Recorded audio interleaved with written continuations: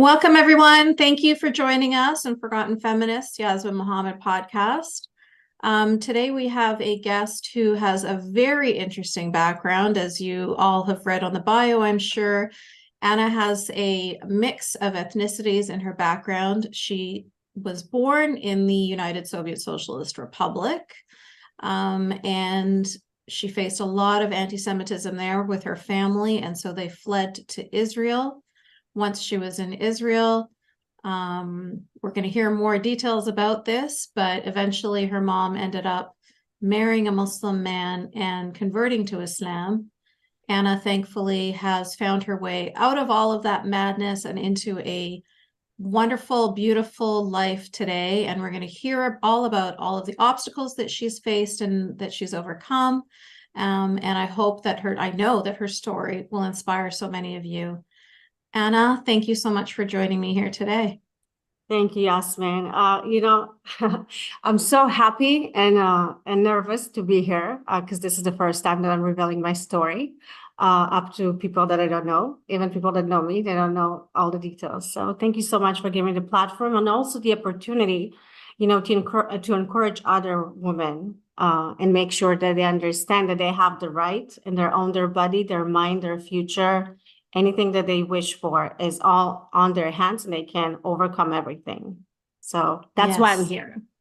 Beautiful. That's exactly the message that I'm trying to portray every single time we do this podcast. So I love it. I'm glad that you're here to offer even more support towards that we're both in agreement is really, really important.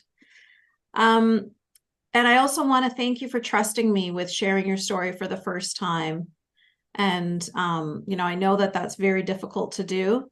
And I really do honor and appreciate you trusting me enough. And I will make sure that I treat your story with the utmost care and respect.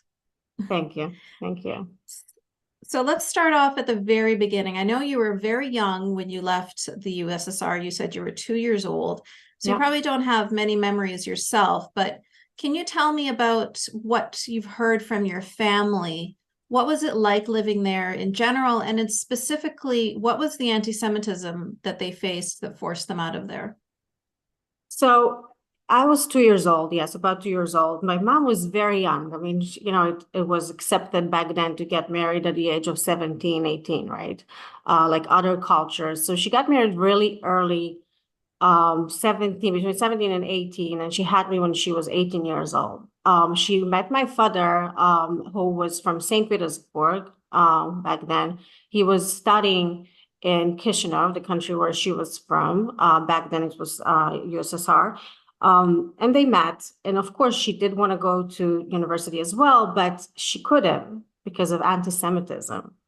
And that's one of the things that I kept hearing growing up, right? That she was blaming Russia or USSR, but we call it Russia, for not giving them the same opportunity that they were giving to other people in our country that's not Jewish. And that was her kind of a story. I couldn't do this because I was Jewish. I couldn't do that because I was Jewish. My uncle couldn't get a circumcision because he was living there. So he only got, what we call in Hebrew, in English, a bris. And he only got it when he was, I think, 10, 11, 12 years old in Israel later on. Yeah, so they couldn't, they couldn't be Jewish. They couldn't light candles. They couldn't go to synagogue. They couldn't be who they are, right? They had an identity and they couldn't practice their religion. They couldn't practice their beliefs. My great grandma, she lived with me. She passed away in 2016.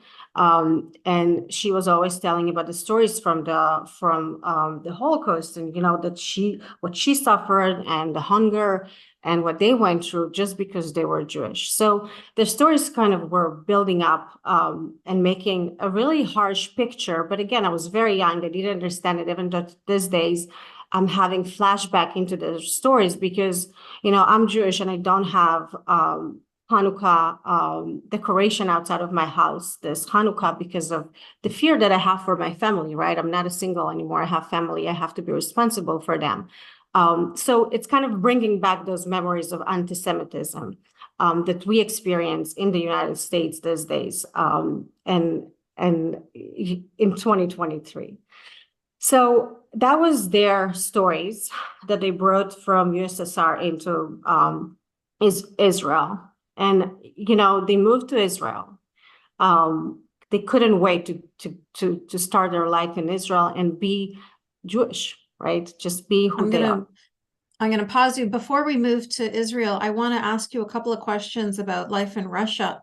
First of all, I've never heard before. I've heard that people were unable to practice their religion before. This is like even Christian people had to like secretly celebrate Christmas and stuff like that. But how come your mom wasn't allowed to go to university? What was this is new to me. I'd never spoken. Well, maybe it's because I've never spoken to anybody who was university age Jewish person in Russia at that time. Can you tell us more about that? Yeah, and this is memories that I remember her saying. I remember she would say there were only percentage of Jews that are allowed to go to the university. Oh my God. They have a quota. Yeah. That was the city where she was from. That's what I remember her saying that. And it was very, very minimal. That's horrible. Yeah.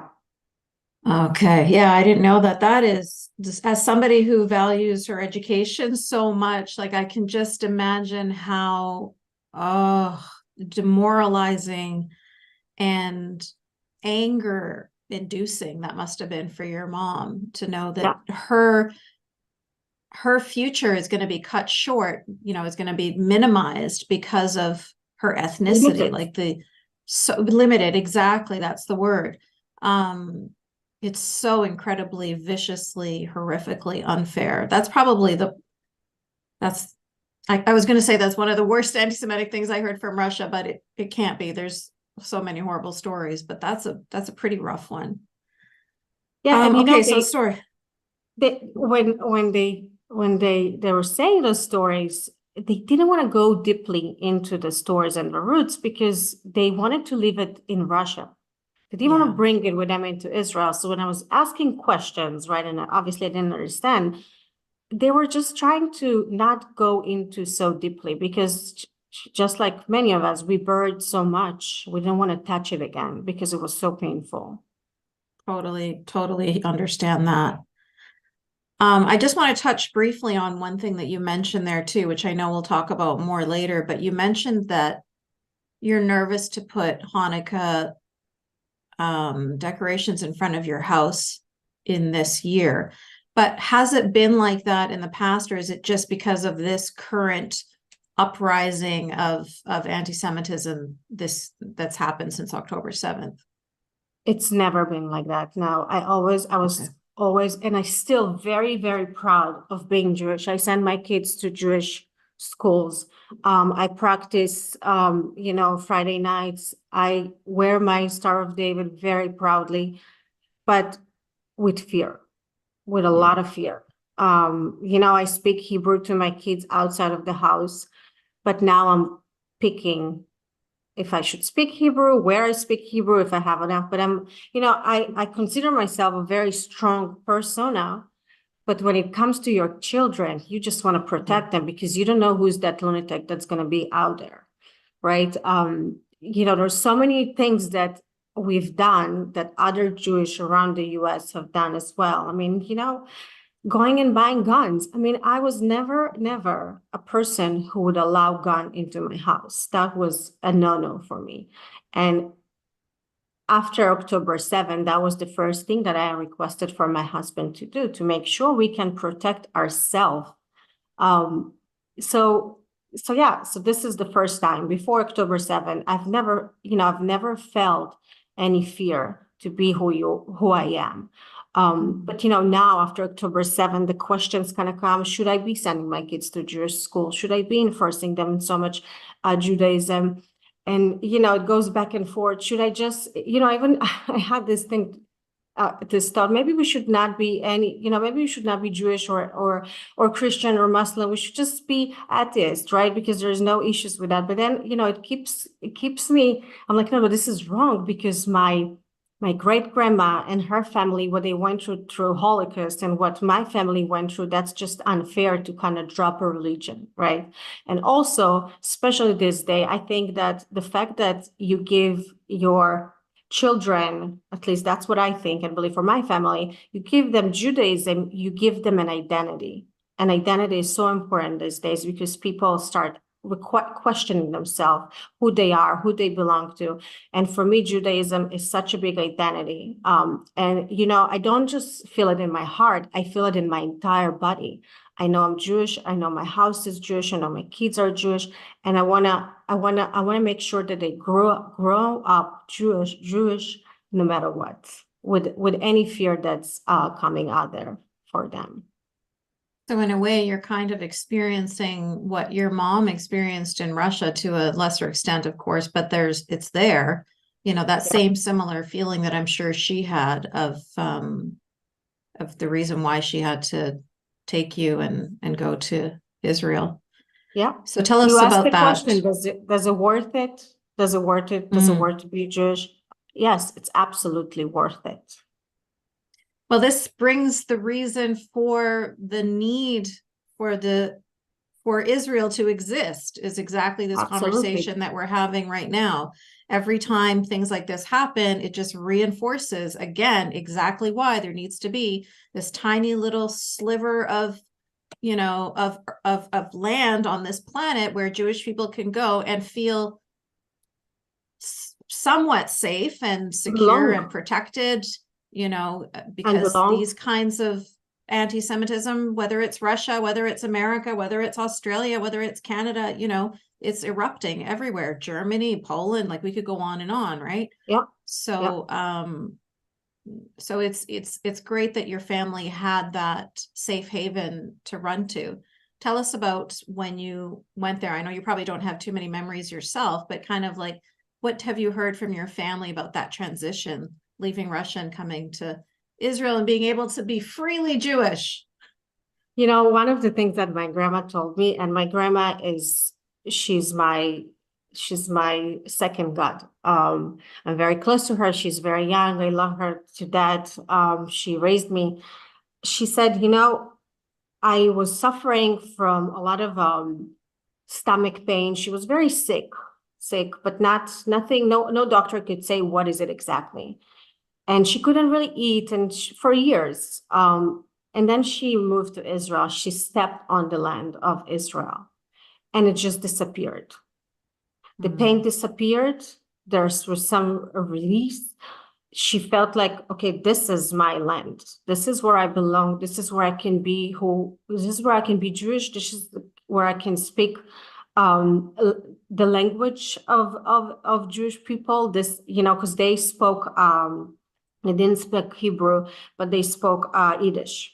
My great grandma and my grandma, which is tradition Jewish Ashkenaz language. So this is where you can speak Yiddish freely. This is where we can light our candles. This is where we can observe Yom Kippur. This is where we can be who we are. So, all the pain went away and she felt herself again. And I think she just told me that, I think like a few months ago, and every now and then she'll tell me some stories and she'll make like this little story that she's finally ready to say and speak of. And it was a lot for me because I think that your nervous system is coming from the stomach and has a lot of effect. And I was like, okay, that's finally was a good place for her.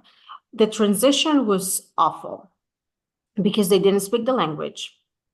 The culture was so different, right? Because the same years in the 80s, late 80s, beginning of 90s, all the Jews, not just from Eastern Europe, but mainly from Eastern Europe, start to immigrating to Israel, right? They were starting to get all the Jewish people into Israel. Years before, they were more of the Sephardic Jews.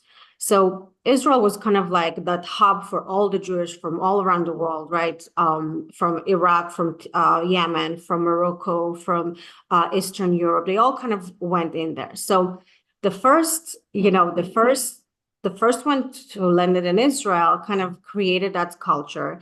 And then every time their new Jewish would come, they would be like the new immigrants, the new foreigners, right? So there was always, after me, I think there were the Ethiopian, right? After the Russian, there would be the Ethiopian. So I was no longer the newbie in Israel. There would be like Ethiopian in Israel. So the transition was hard because they had little money. The education that my grandma had, because she was able to get education before my mom, when she was younger, she couldn't apply it in Israel because it was nothing to do with Israel. And a lot of doctors who immigrated from USSR couldn't be doctors, couldn't practice as doctors, couldn't practice as accountant, lawyers, right? They had to start their life from the beginning there. So they had to start there and start building their life. And my grandma was, I want to say she was in her late 30s. My mom was 20 years old. My dad was a little bit older than her, closer to his 30s. And I was just a baby in between all of them. So they landed in what's called Ulpan, and like an area, like it's a house that will host all the immigrants in there for a few months. Will help them to land there. We'll teach them Hebrew and culture. I show them, where do you go to your supermarket, how to use buses. And it was hard. It was hard and it was hot because they're not coming from that warm. And they had to study how to live in Israel. They brought a lot of pots and pans and blankets from USSR with them. And they finally moved into where my grandma resigned now as well. And we lived like a couple of blocks from each other. My grandma and my dad, my mom, and myself. Mm-hmm. So you're the only child of your mom and dad, then you don't have siblings. I have siblings. A couple of years after after we moved to Israel, I want to say like the first few months or a year, my mom had my sister. So I have a sister with both of my parents. Yes. Okay. And then at some point, your parents' marriage falls apart, and somehow this is the part that I'm really needing to understand now. Somehow your mom ended up with a Muslim man. Can you tell us about that? Yeah. So, just to understand, my mom was very young, right? She was in her early 20s. My dad, he would go back to school when they arrived in Israel, to study, to work, right? To create the life they wanted to create in Israel. So he was working and studying a lot, and she basically was a housewife. And a bored housewife, right? Because she was a kid. She was 20 years old. I mean, and then she's got two young kids. Yeah. Then she got two young kids. She wants to party. She wants to go out, right? Because she finally has that freedom to do so. And she started to take some classes, some courses. I'm not sure exactly what she was studying, but she would take a cab every night to a city nearby, to go and study in the evenings, where my dad would come back home. And the taxi driver, was this man who she would fall in love with. And he was Arab Muslim. In Israel, even though a lot of people don't know that, the Arabs don't live in Gaza and West Bank only. They live inside of Israel. Yeah, like 20% of Israelis are Arab, right? Yeah. Yeah. I feel like there's much more now, because last time I was there, I only heard Arabic and I only saw Arabs everywhere you go. So across from the city where I grew up, there were still until this day villages. So they would live like in more kind of like a villages, very, very close, it's not even a highway that splits these two places. And he was from one of those villages there. So she started going to this every evening, and I guess she fell in love with him. She absolutely fell in love with him. He was her hero. And my parents got divorced, not a pleasant one, right? My mom didn't want anything to do with my dad. Obviously his heart broke. She then he left the house, and I was just a child. My sister was just a child, and my mom was a single lady again. But she had her boyfriend, she had him. And when they first met, just to understand, she doesn't really understand what's the difference between Israelis and Arabs, right? She Yeah, came it's all from fresh and USSR. new to her. Yeah, It's all yeah. fresh and new. It's a man who came and give her some like light, and will take her out and will show her around, and she'll feel like wanted, right? And she didn't really understand about his religion, right? She just didn't really get into the weeds of what is Muslim, right? She was a Jewish young girl who probably didn't want, because of what she went through, really have a lot of attachment to Judaism, because I think for her mind, it was an obstacle, right? It was an obstacle to get to university. It was an obstacle to be who she is. She suffered, like people will call her stinky Jewish in Russia. So it's like for her, she kind of wanted to maybe step away from it. And she started dating with him. And when they started dating, he was also very young. And we all loved him. All my neighbors all loved him. I don't remember anyone not liking him, right? He would come to our house every evening. My mom was such beautiful, beautiful lady. She would wear heels, high heels, and skirts, and very short sleeves, and a lot of makeup and hair. I remember they would drink wine in the house, and she would smoke cigarettes, and living a Western life. And it's always fun, right? My house was happy again, right? She was happy, we were happy, everyone were happy.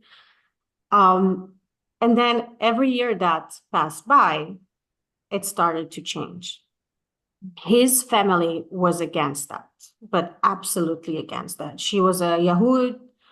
This is nothing, we don't mix with Yahud. This is a separate people for us. There are enemies. Not going to happen. His family put him up into arranged marriage.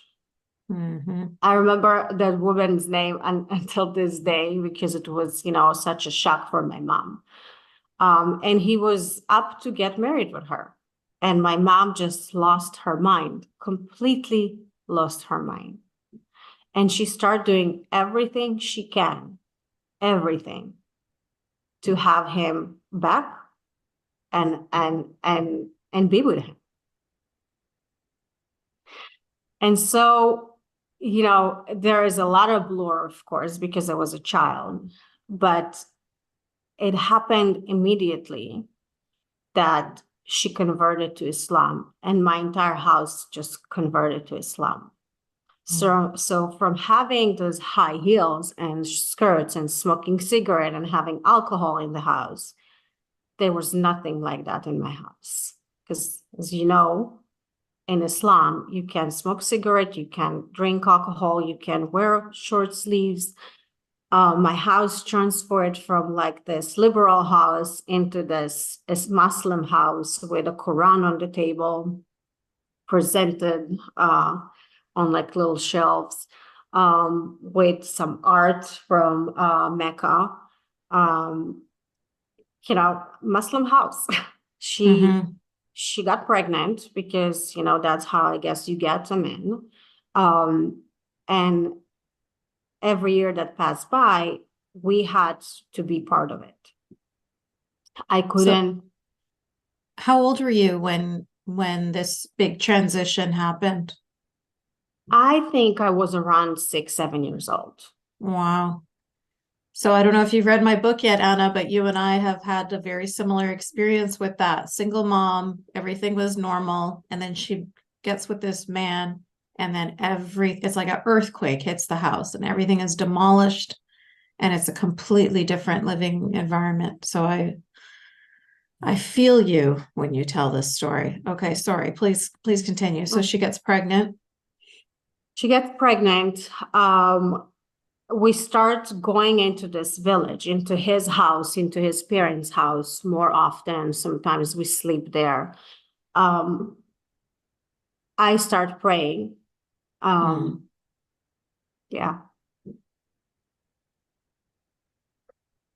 I know you're feeling guilt over that right now. I spoke to a woman who you might be familiar with, Phyllis Chesler, who married a man from Afghanistan, and she also briefly converted. And it's like this dark time in her life that she deeply wants to erase. I could see on your face that you feel the same, but you were a child, Anna. You were a little baby girl. You have children yourself, and you understand that kids are going to do what they need to do to please their parents. Yeah. You know, you were not a grown woman making these decisions on your own.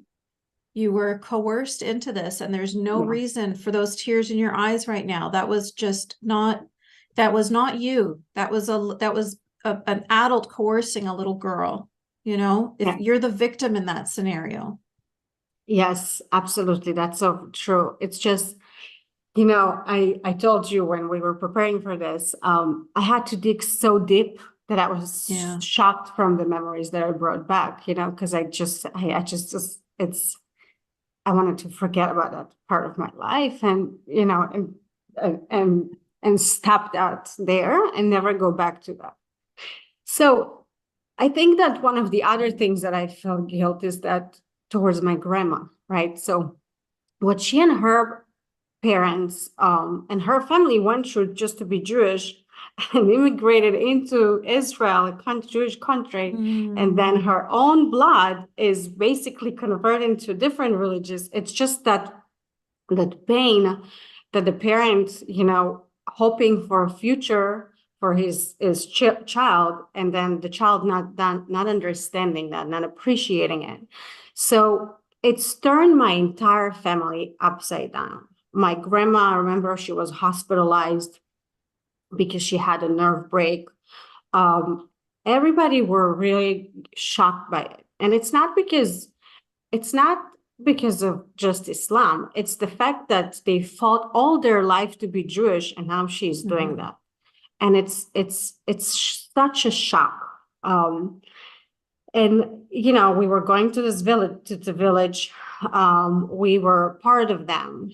I was praying, you know, I was not from a book because I didn't know how to read Arabic, but you memorize it, right? You memorize Bismillah Rahman Rahim, you know it by heart. You know, I know it by heart until this day, right? And it's such a shock for me that I was that could say it, not reading it from anywhere. We were praying. I was not allowed to wear anything short sleeve. And at the same time, I was going to school in an Israeli school, right? So it was very divided because my friends, and Israel is so warm, like August, September, and I was wearing long sleeve, and my friends just couldn't understand. Like, why are you, someone asked me one day, is your mom hitting you? Are you covering bruises? You know, and I couldn't tell them, no, my mom is now Muslim, right? Because it was worse. So, and everybody, of course, in my neighborhood knew that my mom is dating an Arab man. And again, it was not accepted back then. We're speaking about over 30 years ago, right? It wasn't accepted. They were Arabs, they were living their life. We were Jewish, we were living our life. There was a lot of peace in between, right? We were eating the same food. There was like a lot of good things happening, but still there was a big separation in between these two cultures. So we were going to the village. I remember I was picking up olives once a year, helping them to make olive oil. We were grinding coffee because they were charging for that. I was making black coffee all the time, serving, cleaning. You know, and it wasn't a bad thing back then, right? It was fun because we were part of a bigger community there. But yet I remember the feeling of still being Jewish there, because I would always hear Yahud. They would always speak about us as still being the Yahud. We were always the Jewish. no matter what we did, no matter what my mom would do, she would still, the Jewish, they hated us. And when I say they hated us, they hated us. And as a child, I could feel it. They did not like my mom. They didn't like me. They didn't like my sister. Yes, maybe her other kids who she had eventually 4 kids with him. Of course, maybe they would probably like them more, but we were Jewish in their eyes. I remember the conversion was one sentence, right? Yeah, it's like such a that's quick. all it is. Yeah, That's all it is. it's easy to get in, but try to get out, and no, you'll be executed. So You absolutely will get executed. Yes. I remember that I had this feeling of doing something wrong, right? It's just like I'm doing it, I'm part of it, but I also feel like something is wrong. Like I'm not supposed to do this. I'm not supposed to be there, right? Because I was a little bit older. I would light candles with my grandma on Friday night, but then I'll go on the weekends and pray on a carpet. And it's like something is just not right. confusing. Yeah. And they also start when I was about 14 years old, they start talking about arranged marriage. Oh my God. 14. And back then, 14 years old, it feels that I felt a grown, I felt a woman, right? You ask every 14 years old, they feel independent. And they started showing me different men, and like, maybe you can marry with this one, maybe you can marry with that one, like even cousins, but they were not really my cousins. And I loved it. I was like thinking in my head, I was like, oh, maybe we can get married here and do that. And the marriages, the weddings there are so many different events, and it's celebrations and celebrations. And I was really, really caught in it. I was part of it. All I wanted when I was 14 years old is get married and have kids and be same as the other women that were in the village. It was the norm, right? There was nothing wrong about it. This is the life you deserve as a woman. You're gonna clean, you're gonna have kids, you're gonna serve your husband, you're gonna cook, and you're gonna also work, because they also work. On Ramadan, I remember we were waking up so early, like 4 a.m. in the morning to eat. We would eat pita bread with za'atar and olive oil and labane, and before, and then we'll fast for the entire day, or at least I would try to fast for the entire day. But I remember the fasting on Ramadan very well. I remember Qurban, where they had this animal and it was like celebration. I mean, there was just so many memories, but they're like good memories, but also with a very wrong aftertaste. And I can't explain that aftertaste, but if you don't like lamb and you eat lamb, you have that aftertaste of lamb. Those memories has such a bad aftertaste because it was enforced on me. I did not belong there. I was Jewish. And I know you'll ask me that question, but what broke me was a big event on 9/11, and I know this is one of your questions, so I'll let you get to it from your list. I was also just going to say to you that I really love the way you described that sometimes it's good memories with a bad aftertaste, because I can understand that for you it would have been extra difficult because you're always seen as an outsider. You're always seen as, Yehud and different. But even for me and for so many other people who were Muslims and have left that religion, you look back, and even though there are memories that you think are good memories, they always do have that negative aftertaste to them. So just last week, my guest was a woman named Yasmina who grew up in Afghanistan, and she was talking about how the life in Afghanistan was fun, and they had, like, she's telling me all these beautiful memories with her grandmother and stuff, but also included in those memories is the Taliban and how they would, attack men who didn't have beards, or how you weren't allowed to listen to the radio or watch TV or whatever. Like, it just, or how girls aren't allowed to go to school simply because they're girls. Her brother can go and learn, but she was never allowed to learn to read and write. And when you're growing up in that environment, you don't think that these are bad things necessarily. You just think, oh, well, that sucks that I'm a girl and I can't go to school. But it's not like, you don't really understand how horrible it is until you get older and then you look back on it. So I just thought it was really eloquent the way you described that. And I find that for myself, many of those experiences were similar to that. I mean, you talked about being 14 and them convincing you with, like, the jewelry and the makeup and the dress and the music and the party and the this. So that's all you're looking at, but you're not understanding the whole picture, which is, this is not a wedding day. This is a marriage, and this is the rest of your life, So yeah, it's crazy that even though we come from such different backgrounds, we've had such different experiences, and we have different identities and all that, the crossover just at the human level is so similar. It's exactly the same, right? Like, we can feel each other's pain because we have lived such similar experiences. Yeah. Yeah. And now here's another one that we also shared, which was 9/11. So when that happened, tell me about that day.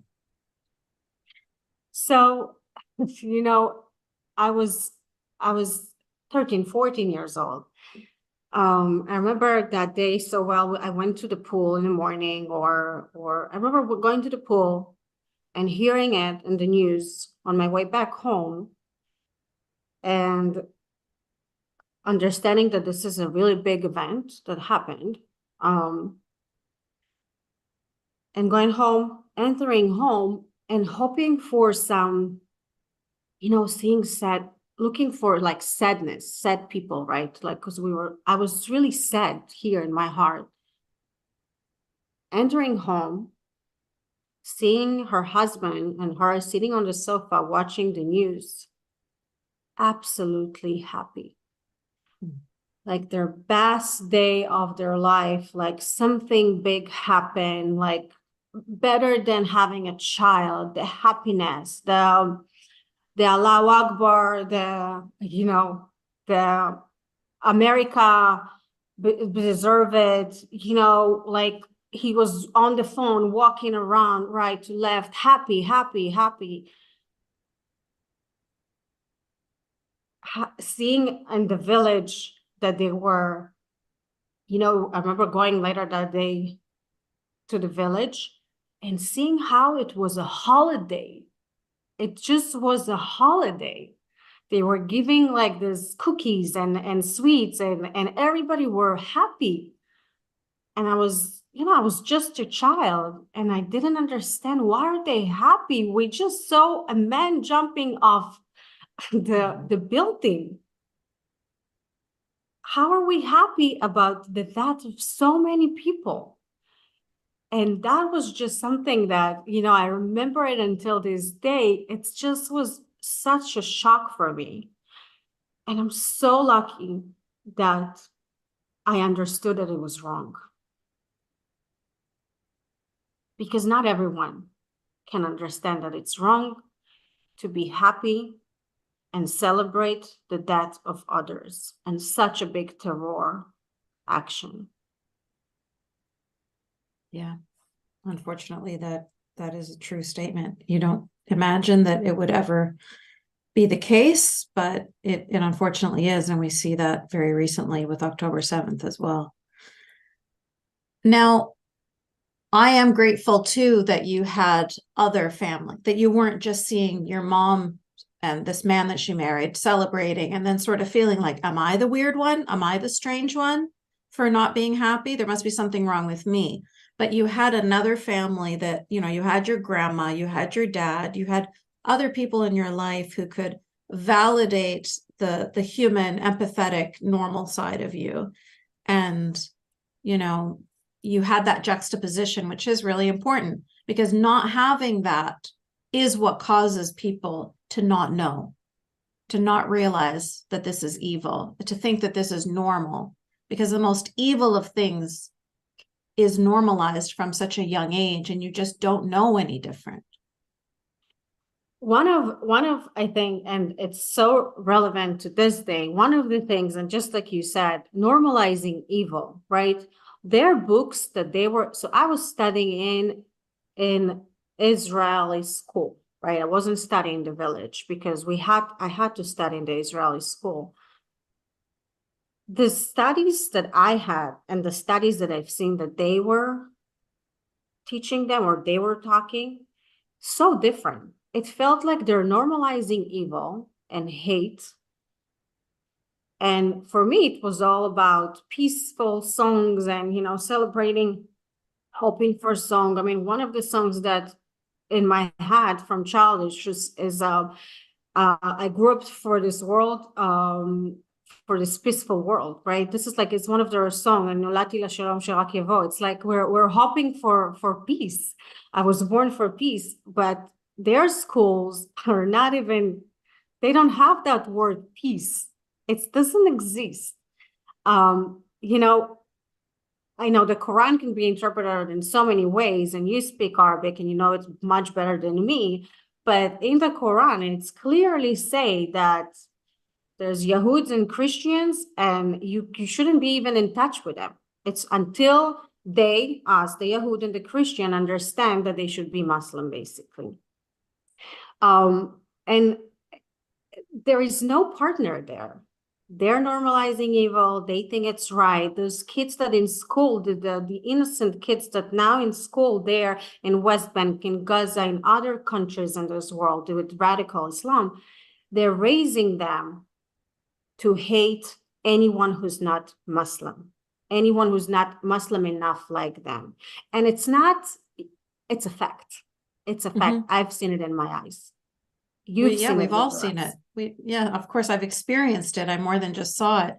But what's extra shocking in Palestine is that there's like puppets, like actual like characters that are like teaching little children about stabbing the Jews.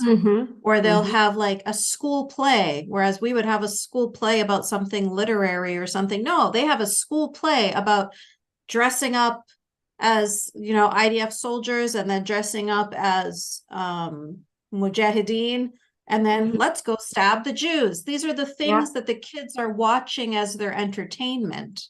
Yeah. And so when we talk about it being normalized, it's to the extent that it's past normalization, it's into indoctrination, it's into encouragement. You know, when we watch Mr. Rogers or we watch whatever Sesame Street, it's because you're trying to teach kids things. You want to teach them manners, you want to teach them safety, you want to teach them the alphabet, you know, want to teach them the numbers. When they have these characters on TV and throughout, that's what they're doing. They're teaching these children how to grow up to be murderers, that, or from their young age, even they would welcome it. You know, they're teaching their children to be killers. Yeah, absolutely. They're teaching their kids to be killers, and there is no, you know, you can try to make it beautiful and try. This is what it is. They're raising killers. And, you know, I can't say everyone because it's just not okay. But what I've seen is only this. They also, you know, you said I was lucky to you know, to be raised in an Israeli school and have a Jewish family, but they don't have that. They only see that as the right thing. Unless they move to United States and move to Canada and move to other countries where they a little bit understand the Western world and that it's not right. But I think that majority doesn't have that opportunity, and they're just stuck there. So when you speak about peace, how can you have peace with someone who wants you that? I mean, it's just like, how, right? Yeah, and we both know that there are It's obviously a very small majority, but there are always people who break through the indoctrination, who break through the hate, and who do want peace, and who do not hate Jewish people and Christian people and anybody who's not Muslim. Those people do exist, but unfortunately, they are so hated and so demonized by the rest of the community that we don't, it's very difficult to hear their voices, because when they speak up, they're risking their lives to speak up. And there doesn't seem to be any safe space for people like them to be able to, like, you know what I mean? When I'm going to pull this off in a tangent for a little bit here, but like, if you look at in the Western world, those aren't the Muslims that are encouraged or celebrated. Those aren't the Arabs that they make congressmen or congresswomen. Those aren't the people that they put on MSNBC to be their anchor woman or anchor man. No, they don't choose the progressive-minded, liberal-thinking, open-minded, non-hateful Muslims or Arabs. They don't choose them. No. They choose the ones that are from the majority, that are from the fundamentalists, the conservatives, the angry, hateful ones. Those are the ones that they uplift. So it's like people like that are stuck in between. Within your own community, you're demonized and hated. And even outside within the Western liberal community, you're also not valued. You know, they're also preferring the more conservative ones. So they are stuck in a very, very difficult position. I'm glad that you can, because of your experience, you can have that empathy and understanding and recognizing that these are people that are born and raised in a fishbowl of hate, immersed in hate. And so I know it's really hard to, especially when you're on the receiving end of that hate, it's incredibly hard to have empathy for your, your potential killers. But really, that's truly what it is. It's just pure indoctrination. And you have to be such a strong person, first and foremost. And then you also have to have the right physical, logistical circumstances around you where you can feel safe enough to come out of that. You know, it's really a miracle that people can get out of that situation. But anyway, you got out of the situation. You're another miracle. Tell us about how you, so this 9/11, was that the point for you that where you realized, like, okay, this is very unhealthy. This is a toxic life. I can't believe you lasted that long, to be honest. When you said 5 or 6 years old and then you said 14, like that must have been such a tumultuous childhood. We can probably have, another 4 hours to talk about all of those years that we're just skimming past, how confusing and disorienting that must have been for you all of those years. But you reach this point where you feel like, this is not right. This feels wrong in my soul. And then tell us what you did at that point. So 9/11 happened, and it was like an aha moment for me, right? I was like, okay. And, a teenager, being a teenager, after all, I start finding it and not wanting it. But I didn't belong. So my mom took my belongings and she just took all the bags that she filled with my clothes and she went to my grandmother's house and she left it there. She just dropped it there. And, you look up to your parents as your stable base in life, right? I don't think I ever had that because my mom was never a stable person. My dad, when I was, I think, 12, 13 years old, he left Israel with his second wife and my sister, their child, my third sister, and they moved to the US. So I was left by myself, right? I didn't have a dad. I didn't have a mom. I moved to my grandma and I started pushing, I wanted to go from being enclosed to go out and be a 14-year-old. And I went on and on behind what I could take as 14-year-old. I went out and then it was really hard on my grandma because she was older. She would worry all night where I was out. And that didn't work for a little bit. So I just found myself, I can't say homeless because thank God I've never been homeless, but I didn't have a home. But I had a really, really good friend who is listening here onto our podcast today. And I just knocked on her door. I think it was Friday night. I just knocked on her door and I saw her and her mom opened. It was like lunch. I think it was Friday afternoon. It's like a very quiet time in Israel. Everybody's like winding down and getting ready for Shabbat dinner. And she opened the door, and her name is Anna also. And I don't remember exactly the words I told her, but she saw my eyes and she just opened the door for me. And I stayed there. I lived there with them for some time. They were taking care of me. And they were my family. Until my mom, she had a choice to either transfer her right to be my parent or to put me in a boarding school. Now, when I say boarding school, it's not like a boarding school in the United States where only wealthy, high-class people can afford. It was for people who didn't have stable houses. And I did not want to go back home. Obviously, it wasn't an option. She didn't allow me to stay with them because I think she didn't want to lose the money she would get every month for me, right? Child support and other funds from the government. So she just dropped me in that boarding school. And I remember the room, it was such a cold room with like this metal bed and mattress and nothing else. And I was just left there by myself in this boarding school with strangers. It wasn't a pretty place. And I had to start from the beginning again, right?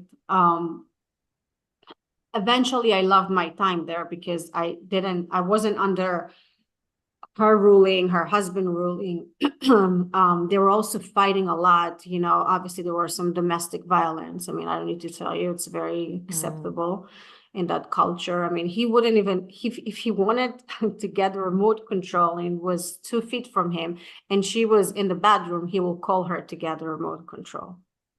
I mean, I know that's such a norm to that culture. So, I was happy to be away from that. I enjoyed my time in the boarding school, but I'll go home when I went back home, like every other weekend or so. Obviously, I didn't leave every weekend. I rather stayed there. I would go either to my grandma or to my friend's house. And when I was 17 years old, I was an adult. I wasn't your normal 17 years old. I was working since I was 16 years old. I had my money. I started saving. I was an adult, and I said, no more. I don't want to go there. I want to go back to the city where I grew up at. I want to start working and start establishing my future because I had to go. I didn't want anything to stop me, and I left the boarding school. I moved to the city where I was from originally. I started waiting tables. I lived with my first boyfriend back then. And I was starting to go to school at that time. But same time, there was the Lebanon War in 2006. And it was another shock for me because, one day you have a perfect life, and then the siren goes on. And for over a month, we were in a war. So I stayed there for just a little bit. We moved to another city where they were bombing less. And eventually I moved to the States. For the first time with my first boyfriend back then. We moved to New York, and his father was living a few blocks away from my father. I saw my dad for the first time in so many years. And we reconnected a little bit. We lived here for about 6 months before we went back to Israel again. And, I knew that I don't belong to Israel, even though I loved Israel. But for me, Israel was not, again, I always had that aftertaste. It would go with me forever. Like I couldn't let it go. Everybody knew the story of my mom marrying an Arab. She then moved to the village. She sold her apartment. They moved to the village.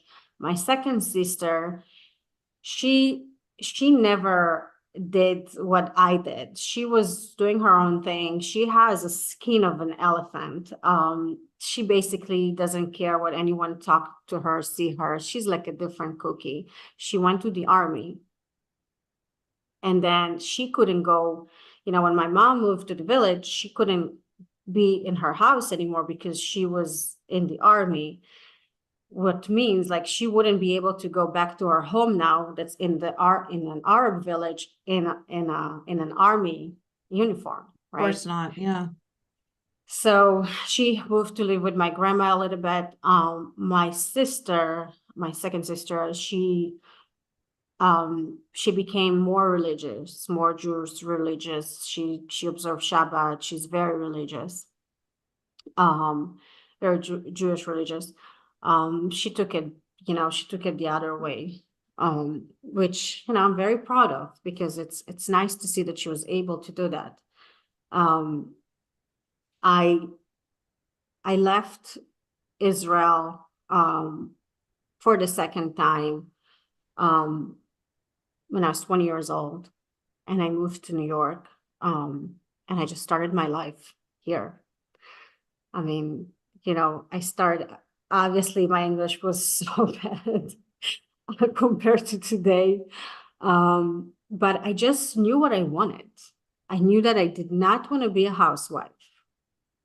No way. I will never ever clean my house. I will not, I knew that the life I wanted to be a successful woman. I wanted to go to school. I wanted to have a career. I wanted to have family. I just did not want to be who my mom was. I want to make sure that there are no man on this earth will ever stop me or limit me from anything. Not the shirt I'll be wearing, not the makeup I'll be putting. I mean, from little things to big things. And up until this day, I mean, I'm sure my husband is suffering a little bit because he cannot say anything. I am my own person who will decide anything in my life. If I focus on something, I'm getting it. I was working, I moved to the most expensive city in the US, well, maybe the second, but I moved to the city. And I knew that I'm not going to be living with roommates. So I had 4 jobs. Wow. 4 jobs. I had my 9 to 5. I had babysitting. I was waiting tables in the weekend, and I did some real estate on the side. So I just knew that no matter what's going to happen, I'll be doing it proudly, because this is my way to establish my life, because I'm going to have the best life I can have, and never look back to what happened to me, right? But as we grow, we kind of like, we go back to our roots to kind of understand how we get to where we at. So I always have to go back and look a little bit what happened in my life that made me who I am. It's a very, very painful for me life story. It's a big scar. Obviously I went through therapists, and I've talked it out so many times.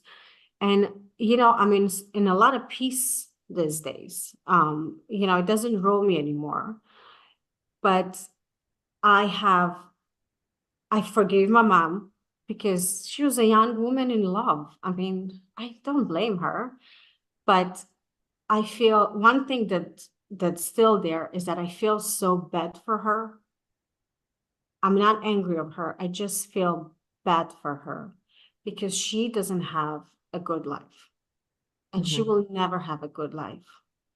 She Mhm. couldn't, you know, she can go to the cemetery to bury her family because as a Muslim woman, she cannot enter the cemetery.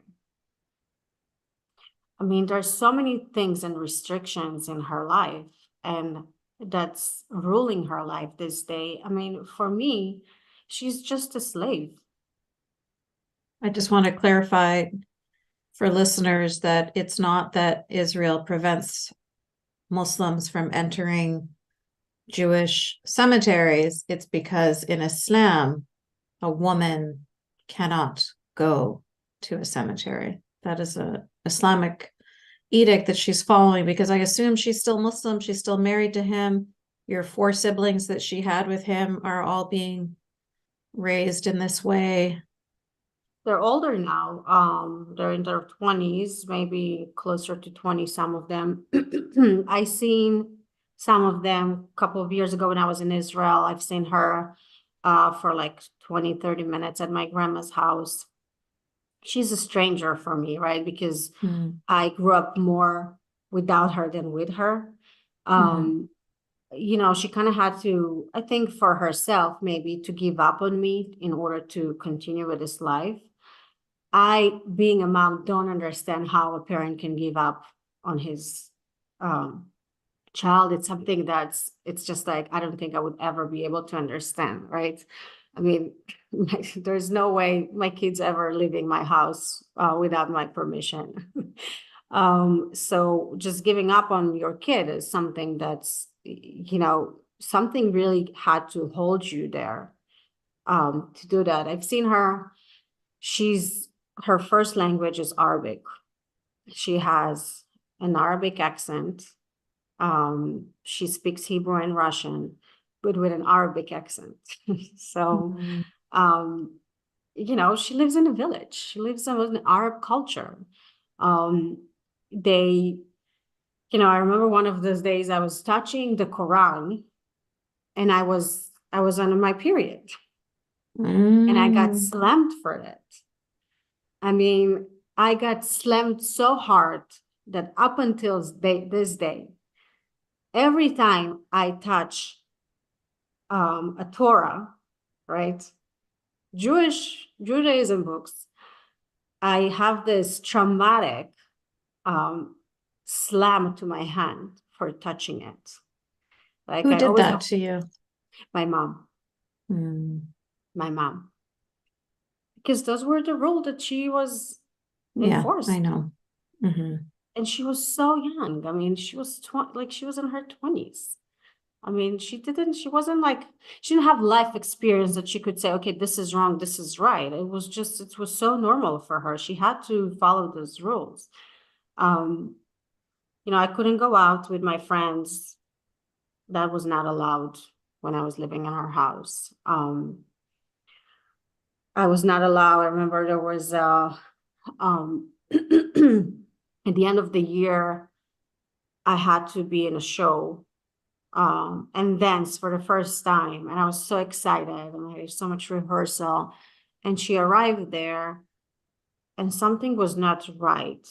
I don't remember what it was, but she pulled me from the show. I've never danced there.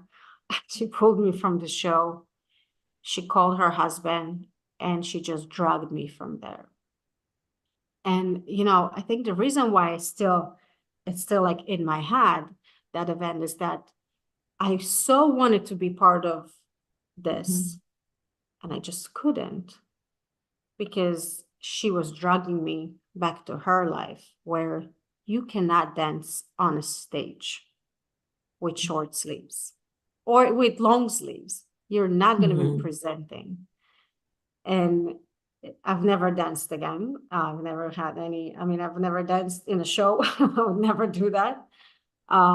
But it's just, it's all metaphorical, because it's just to explain how her life was so different than the life that was in Israel.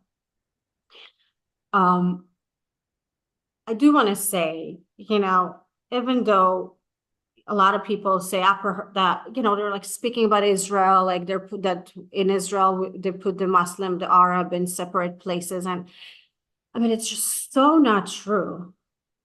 And not only that it's not true, there's so many Arabs that lives in Israel, that goes to universities, that drive the buses, the women that drive. I mean, show me other countries with Islam that women can just drive freely, that can go to universities, that can be on movies, that can speak on news, that live her life freely, right? In Israel, Arabs have the freedom to be who they want to be.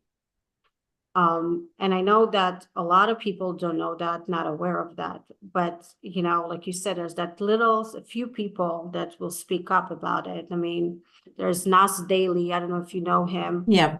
Mm-hmm. He's recently spoke about, I'm now first Israeli, then Arab. I mean, he doesn't live in Israel, but he knows that if he would be living in a country where the government is ruling by Islam, he wouldn't have a good life. Mm-hmm. So a lot of those Arabs, they want to live under the Israeli government because they have democratic. So same, of course, the same is true for Arabs and Muslims in all Western nations. It's the same thing, even though they theoretically have the right to live however they want to live, and women can do whatever they want and be whoever they want. It's still going to be the control of your family and the control of your community that prevents that from happening. So even when you're talking about Arabs all living together in these villages, that's what happens in Scotland and in Sweden and in England and all over the world, because they prefer to live together in like little, like the way my Afghani friend from last week described it. She said, we lived in little Talibanistan. Yeah. She's in the middle of England, she's in a free country, but it doesn't matter. Everybody's living together. All of the neighbors are policing all of the girls.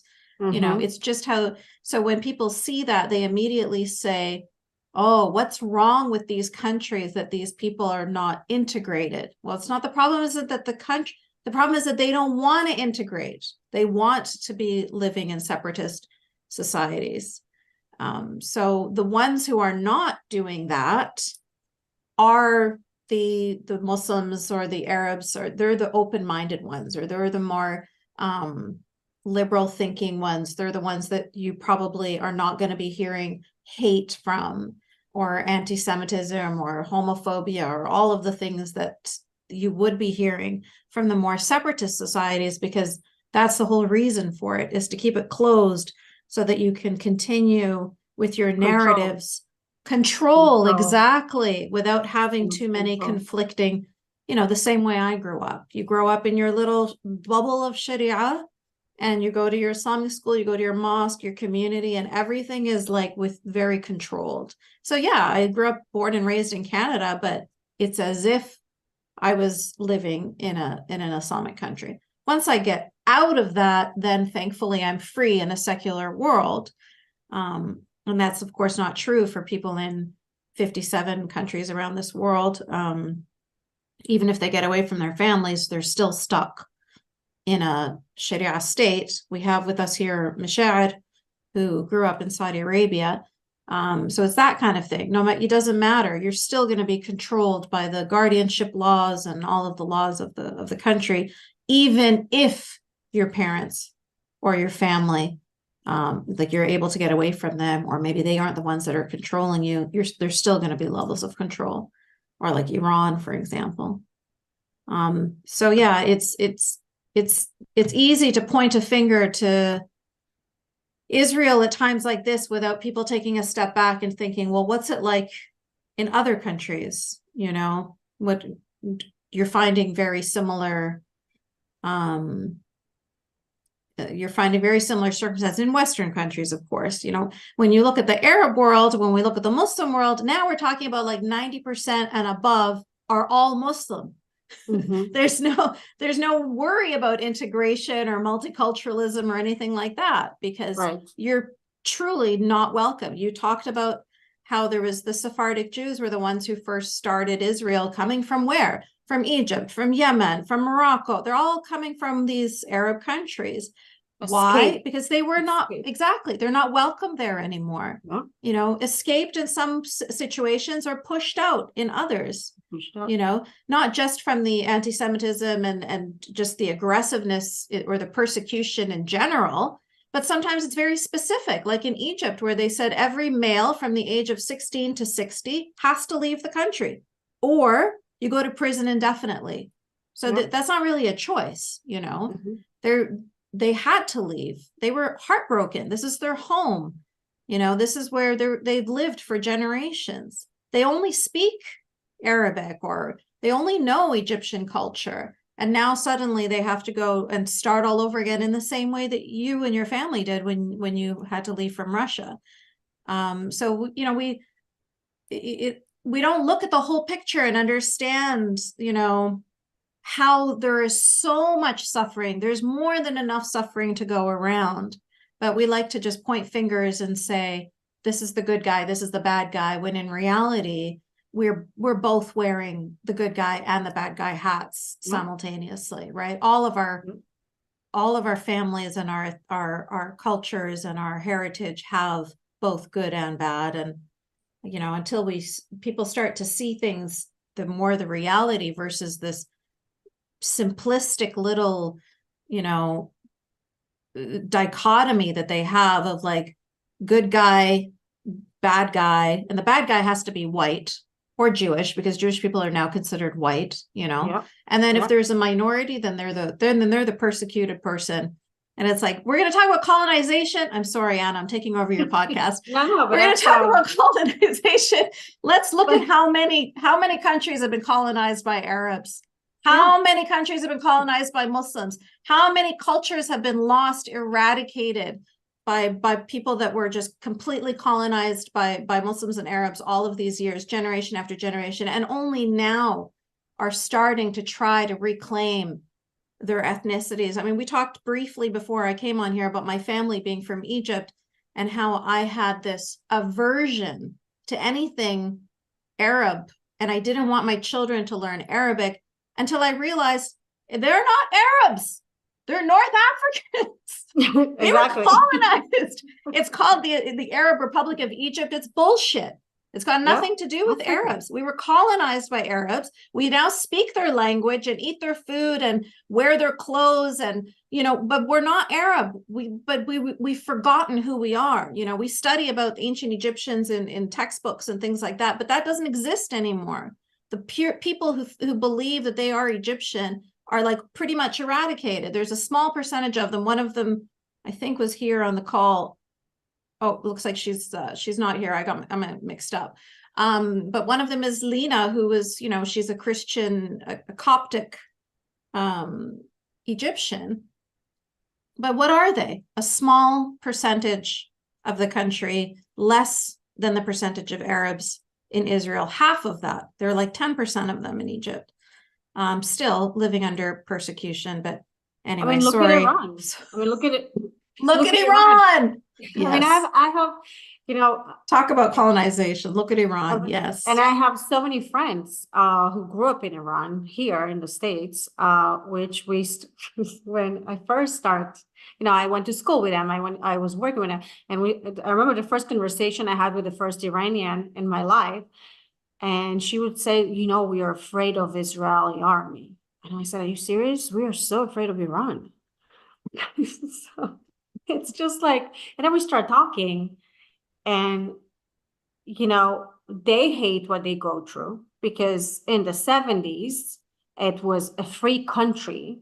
It was a beautiful country. You could party there, and then radical Islam took over their government, and that's it. That's all you need up until this day. I mean, if you're not going to wear a hijab, you're going to be in jail. in 2023 in a, and you know, I don't want to go into it, but and then the same leader of that country is a human right a UN. And they're the ones, and they're the ones that are funding Hamas now as well. So it's important to see all of these connections. And they're not hiding it. There's, of course, because for them, there's only one solution: the destruction of Israel. So if anyone's calling for a Holocaust, is them. I know that Israel has the most moral army in this entire world. These kids are 18 years old going to the army. They raised to love, they raised to protect their country and only kill enemies. And, you know, I know that the world is saying something else in the news, depends what news you're watching, but someone like me, someone like from Nas Daily, you know, someone like you, we know the truth, but this world needs to know the truth. The only enemy here is the terrorist organization. Hamas cannot be presented like humans after they raped and kill and burn babies. I mean, it's a no-brainer. They shouldn't be. They are terror organization, period. There's nothing but after that. Yeah, I think it's really difficult for people on this side of the world living in safety and security and comfort to, it's easy to be such a moral judge and to see the destruction of Gaza right now and to see all of the people from Gaza being displaced. And it's heartbreaking. Of course it is. You know, there's no question. But if it's the difference is that if they knew what it was like to have their family or their own bodies be at risk of these terrorists, then they would understand why it's important to fight back so much. You know, then they would understand kind of like the absolute moral panic and fear that you have, that you need to protect yourself and you need to protect your family, you need to protect your citizens. And I think that that's accentuated because we're talking about a Jewish state here, and we're talking about Holocaust survivors, and we're not, this is not like, you know, you're not new to this, you know what I mean? On other podcasts, we've talked about how the anti-Semitism comes from the right wing, it comes from the left wing, it comes from Muslims, it's always there. It's going to come from one direction or another at a different point in history. And so when you're living with this irrational, obsessive hate that's coming from all directions, you're going to be very, very guarded. You're going to be do as much as you can to protect yourself. And I think it's really hard to rationalize things when you're looking at just the emotional, you know, the destruction of Gaza, and people just get emotionally upset about that. And so it's hard for them to like take a step back. But, you know, we have to remember the kinds of atrocities that people have done in the past too. Like you talked about IDF being a moral, military, and obviously that's questionable, and it depends on who you're asking, and it depends on who your president is, and all that stuff. But, you know, again, when I talked about nobody's hands are clean, look what happened with America when the Japanese bombed Pearl Harbor. You know, how did they retaliate? Atomic bombs on completely innocent civilians on 2 different cities. You know, we all have blood on our hands in our histories. And we've all done horrible, but this is the human condition. This is what we do. War is ugly. You can't jump into somebody's country, start raping the women and killing the children, and, you know, doing the kinds of atrocities that you did. You can't expect that the retaliation from that is going to be like gentle negotiations. Come on. Let's be a little bit realistic. Which we have a lot of gentle negotiation these days, and I'm sure. I mean, I don't think I'm not saying it's right or wrong, but if something like that would have happened to America, and if we look at the back, they send one bomb and they end it. Yeah. Israel didn't do that because they are so afraid and cautious to hurt the civilians there. And, they do, because I always say, if they didn't care for them, they would bomb them in 5 minutes. There would be No, it's no true. Gaza. They could have. Of course they They could could have. have. They Yeah. have the power to do that, but they're not doing that because our identity in Israel is Israeli. A lot of us are very, more religious, less religious, Jewish. We know that killing is one of our 10 commands. We do not do that. And that's what those generals in the army, that's what they're thinking about. We're not there to kill the babies in Gaza, period. We're there to end Hamas. And, there's different people in Israel these days. They say just bomb them, just end it all, and that's it. Some people say you cannot do that. There are civilians there. There are innocent people there. So it's like, if we were Russia, there would be no Gaza. Yeah. Yeah. I'm not saying it's right or Exactly. wrong, because I'm not going to be calling for But that's the reality. But that's the reality. So when people call upon Israel killing babies and all the names, I mean, do you even know what it means? No, there didn't need to be those humanitarian corridors. There didn't need to be an opportunity for people to go down south. If there was so many, it could have been from October 8th, all of Gaza could have been flattened, in one shot. Mm-hmm. But they wouldn't do it because we're human in Israel. Yeah, there's no question that is true, that obviously the Israeli army had the power and still does have the military power to do that, but they have been extremely judicious with their very careful attacking of Hamas soldiers and Hamas hideouts. So let's bring this back to some good news now, Anna. Now you're happy and successful in America and surrounded by a loving family. I know that you've talked a little bit about having to delve into your childhood and how difficult that is. And obviously I understand that as well. But tell us a little bit about how that has shaped the woman you are today. I know that that's made you extremely driven, talking about having 4 jobs and making your dreams come true. And was it all worth it? This price that you've paid, was it all worth it for your freedom? The short answer is absolutely yes. I live in freedom. I have no one ruling. I have no one putting any limits to my dreams. I married who I wanted to marry. I knew that I will only marry a Jewish man. I mean, when I moved, because it's so easy to get and date non-Jews, but I knew that I will not do what my mom did, specifically because how much it hurted my grandma. I knew that I will only marry a Jewish man, and I will create a Jewish family, and I'll continue that Jewish tradition of my family, for the sake of my grandma.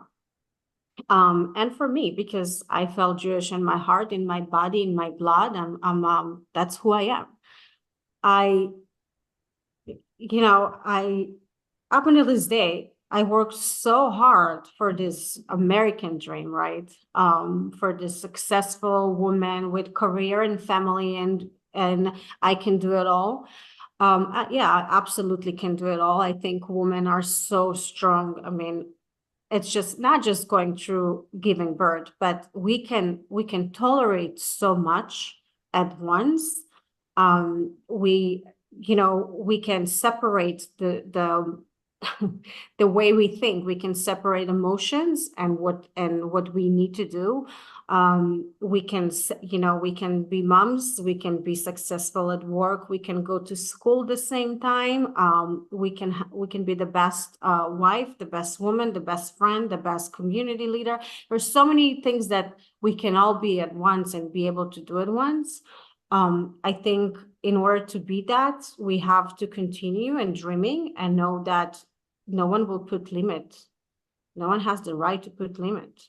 I mean, if there's any woman out there that's currently feeling like she's in a limited environment, that she married a man who limits her, that she lives in a community that limits her, there's so many people out there that will be willing to help her if she just asks for help. I know that you're doing a lot for that. I know there's other places that are willing to help women, and it doesn't have to be just radical Islam. We have other cults out here in the world. It's not just all Islam, but women should not, and I started with it, but I definitely want to end with it. Women should never have any limitation to her dreams, to her future, to the things she's willing to, and men, of course.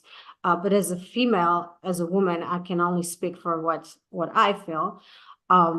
I think that we have the right to not be ruled by anyone. We have the right to dream. We have the right to be successful. We have the right to speak. And if anyone feels other than that, should really reach out for help. And of course, I'll be willing to help anyone who reaches out.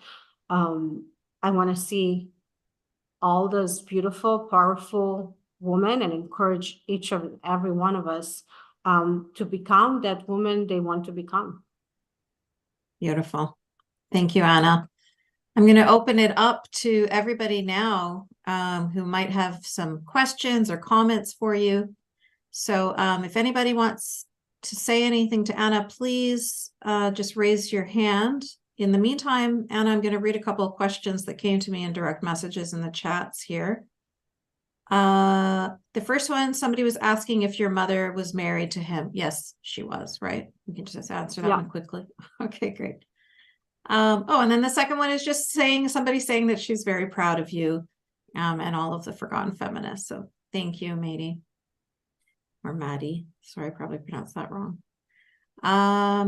Okay, we have a hand up. Ira.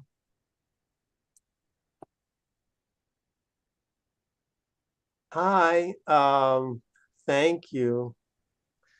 Thank you for your courage. Thank you for showing us the light. In all these sessions, I feel like we've all seen the shadows of this evil. Our mass media hides it behind a veil, but we see the shadows of it. And you show it to us, unfortunately, unveiled, but you also show us an incredible courage, which those of us who haven't seen evil like that have to be grateful for. I feel that to compare it to evils that we see is to demean it almost, but we all see the same evils. These are universal evils, but we just see very thin shadows of them because these evils are mostly controlled in our society. And you've shown us the darkness, the hell that we've escaped from, and sometimes don't appreciate enough that escape. So the Plato's metaphor of the cave comes to mind. Here we are sitting there with our backs to the light, and we see the shadows of what's actually going on. And then a philosopher comes along, Socrates, and asks us the right questions and gets us to turn around and look at the light. But it's more within this case, like we're seeing the shadows of hell and the hellfire and the people burning in it. We only see the shadows of it. And I come onto this podcast and you get me to turn around and see there's a real hell there, real hellfire. And you've been through it, and thank the great cat, my God, that you've come out of it and made your way out of it. Compared to the little things we have to fight our way out of, it's nothing. I would like to say a word about the shadows here. Mine was the first class in Princeton that was admitted without a Jewish quota restricting us. Wow. That was one of the last remnants of the old right-wing anti-Semitism in America. Already hugely diminished. I wasn't even aware of it until a student wrote a series of articles in the Daily Princetonian about how it went on all these decades and how it finally ended. But almost immediately, the new left-wing anti-Semitism began to come up in the form of affirmative action and quotas in which Jews are white adjacent. And it's a very small scale thing, but also the so-called anti-Zionist anti-Semitism. And of course, there are genuine anti-Zionists who are not anti-Semitic, but most anti-Semitism hides behind anti-Zionism these days. Yeah. And most of it is left-wing, but there's a huge amount of right-wing too. And this is the way in which it's been legitimized. And there's a huge question in my mind, which is more fundamental, the anti-Semitism or the anti-Westernism? And I think it's mostly the anti-Westernism because it's the left wing that legitimizes things in our culture, not the right wing. And there it's all the anti-Westernism, and they don't even realize they're being anti-Semitic because they've defined it as a right-wing thing to be anti-Semitic. We are anti-Western, and that's good. That's progressive. That's not hate. Blah blah blah. Anyway, I've talked too much, but yeah, we do see the shadows of it, and unfortunately, the new anti-Semitism may continue growing. So I had thought I had just seen the remnants of it as a kid, and now I'm seeing it in new forms. Thank you for having gotten your way out of it where it was all there in hell, and showing us the hell that we have to avoid. Yeah, that's right. The hell you have to avoid, right? I mean, it's coming our way. It's coming to the US. It's already here. We have to make sure we're not letting it really sink and allow it to be established in the United States. Yeah, definitely. Thank you both. So now we have Zoom user. Zoom user, you can go ahead and unmute yourself. Yes, hi. I just wanted to thank you, both of you, for this really inspirational one. I actually was born as Anna in USSR. I moved to Israel when I was a little bit older than her and lived all my life there. And then as her, I'm living now with my kids in the United States. Wow. And I truly feel that we are I feel grateful for a lot of stuff that we have. And she's inspiring, for all the stuff she went through and how she moved to do, stuff that, a lot of people can break up, not have enough courage to stand up for themselves. So and I feel that right now, I feel that as I have a family, friends there. So, I feel the same pain, and it hurts me when some people in states, especially right now, very young people who are saying all those statements and saying that they even don't understand. They don't care about the people that are there. It's not some characters. It's a live people. It's a elder, young, babies. So I think in my opinion, Israel has the rights to defend her people. And the army is still considering others. So it can say the soldiers are dying to get reach to these people, and they're still protecting the Palestinians one as well. I was in the army, so I know how we are trying to make all this stuff as much as possible, not to that not to touch any other people, that we are not going to take life. So because we are the main course of the army is do not kill. You need to do so many stuff in order just to start your shooting. So yeah, that's right. Okay, thank you. But thank you both for sharing and talking. It was very helpful for these days. Thank you. Thank you. The next comment is from Wim.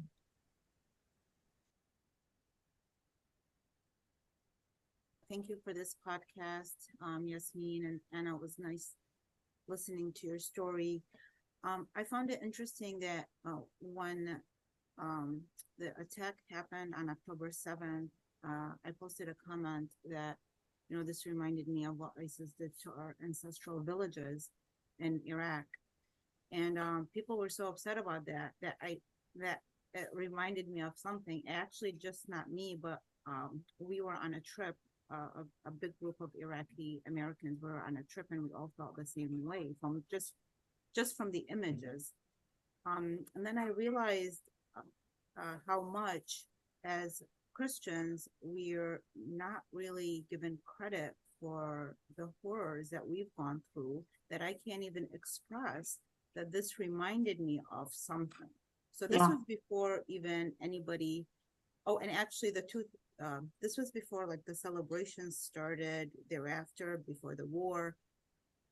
So that really was frustrating, because I keep sensing that there's like this discrimination depending on what your background is. You were attacked, it's, you know, well, just forget about it, it's no big deal, it's in the past, which by the way, it was in 2014 and still continues. And we're not in a position to fight back. And so we did lose our lands, much of our lands. You know, I say we, I'm saying our people, that many of who I knew, because when I visited, before that, in the summer, there was the chairperson, I was invited, it was a virtual talk, it was hybrid actually, where there was somebody gonna speak at a college in London. And he was the chair of Islamic studies in the chair of genocide studies in the Islamic world. And he was of Iraqi background. He's an Iraqi scholar and spoke in Arabic. And so I attended that. I thought, okay, this is great. Let's see what they're doing about this. And me and a few of the people from our community watched it. And there's a link, actually, it was recorded. So for an hour and 15 minutes, this person spoke about the genocide against the Shia. And he included a little bit here and there about the Yazidis. And all the other people, you know, the Jewish community was over 160,000. Just, I think it's like in the 60s and 70s. And now it's down to like 2 or 3 people who can't even name themselves. And the Christian community, what they suffered through the thousands of years, which Iraq was, Mesopotamia was Aramaic speaking. The whole region, the whole Middle East was Aramaic speaking land that became all Arabic because of what Yasmine said. But, you know, from our standpoint, yes, this happens to countries, to lands. It happened to the United States, and we moved past it, and that's why we haven't fought back, and it got to the point where we were almost like eliminated from that area. Anyway, in that hour and 15 minutes, he said nothing about any of the other communities except the Shia, which is currently the one that is ruling Iraq. So when you have that kind of a genocide where the group has that much of power, it doesn't even really make sense. And anyway, I asked the first question they asked him is a question that I submitted via Zoom, is that why wasn't their mention of the Christians? And he really gave a very lame answer that while some of the, he was basically saying that some of the genocides were more important than others because of, and I don't know how, whatever he said, by then I was boiling and I was like typing, and the person didn't include the rest of the things that I was typing because I was infuriated. He didn't even have a good answer. But the audacity that he's in London, he's in a Western country, which once was, you know, it's a majority Christian country, that he was that comfortable to talk about genocide in the Islamic world and exclude the Christians, exclude the Jews. And myself as an author, when ISIS attacked our villages in 2014, I wrote a book called Witnessing at a Genocide. I included I included the Shia, I included the Sunni, I included the Yazidis, I included the Christians. I didn't leave anybody out because I think when you see something that horrendous happening to whether it's to, you're not okay with it happening to anybody. You don't play, favorism. But when you are given this kind of a position as head of a chairperson, so I emailed the UN in France the next day several times, the UN for genocide prevention in New York. Nobody responded. I tried to reach journalists to bring this to attention. My thing is two things. So I have two questions, having shared what I just shared. One, I've been to Israel. I have friends that live and still live in Ramallah. They're Christians, and I stayed with them for a couple of weeks. And you're right, they had total free. I mean, they were able to do whatever they wanted. My female friends were driving day, night, whatever. They had total freedom. But having said that, I also have Lebanese friends who, this looking back now when I'm seeing what's happening, they were approached several times by Jewish people who work on a very important project, which they did not pursue because that person was Jewish. Now, my friends are not, they're wonderful people. They're very educated, they're very talented, very smart people, and not discriminating in that way. But I'm now wondering, looking back, I'm thinking most of their fear is it from the outside world, because they didn't have anything against the people that were approaching them. They said, oh, these are so successful, they're wonderful people, but they didn't want to do business with them, which would have uplifted their work and their career. And it was a very, very positive thing for my friends, actually. So looking back, I'm wondering, was that a fear from the community, or is there something regardless that maybe is in their perception because of that, how they grew up? And my second question is, all this thing about the UN and certain groups of people being discriminated against and us not really, it feels like we don't have a word in this. What can a person do outside? I mean, I think sharing information is wonderful and sharing our stories, but at some point, what can we do about this so that, for me, I'm very uncomfortable with the fact that certain groups are just so muted and put in a category of white privilege, which it doesn't matter, even if I was white or not, there shouldn't be that kind of attitude. But to be excluded because you're a Christian and that religion, it's okay if you encounter genocide. It's not, it's not as important, and we didn't do anything about it, but whatever, like sweep it under the rug and not get any kind of compensation. And this has been going on for thousands of years, which based on the information that people put out there, their memory goes back only like 1,000, not even, actually it goes back 100 years. But, in schools, we're not taught, I know in Iraq, this is the situation, you're not taught anything past 1,400 years ago, unless you go to university level. So your whole education is based on a certain time frame that doesn't go beyond that. So one time I was translating to these Yemeni girls, and I had to take a call, and I spoke a language that she said, what language is it? And I said, well, it's Aramaic. She says, well, what is that? I said, well, Christians still speak that, And she was shocked. And I was shocked that she was shocked, because I thought she was a very educated girl. She said, I never heard of that. Can you speak a little bit more? And I said, well, how did you not, there is Christians still there when it's an ancient language. She had never heard. And I realized, well, again, it's the education is limited to a certain time frame. Anyway, I've said a lot, but I really, I like to be like more of a solution type of person, trying to figure out, especially with regards to the UN, because that probably upset us, that how can you be so publicly, the audacity, that it's such an insult. That's a very, and some friends actually said, well, most people, they support their communities. I said, what are you talking about? This person has a position. They have the responsibility to acknowledge all the genocides. And another thing, I, as just a mere, whatever citizen, after our community was attacked, wrote about everybody's genocide. So I don't buy that. And why are people making so many excuses rather than being outraged about that? And I wanna answer quickly because now we're starting to be limited on time on the because you touched three things. I think the first one, to answer your question about Israel, when you're being stabbed one time, you're being very cautious not to be stabbed the second time. So not saying that everyone are, but when you're looking outside of Israel to a country, enemy country like Lebanon these days, right?